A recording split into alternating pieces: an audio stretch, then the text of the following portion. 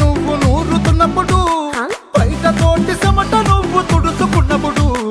దండాన నీ సొక్కారేస్తున్నప్పుడు, నీ ఒంటి వాసన తెగ గుర్తొచ్చినప్పుడు, రెండు చేతులెత్తి జుట్టు ముడిసినప్పుడు, జండు కత్తుకొని పడుకున్నప్పుడు, అలసిపోయి నువ్వు ఆవలించినప్పుడు, వచ్చుండై ఫీలింగ్స్ వచ్చి వచ్చి చంపేస్తు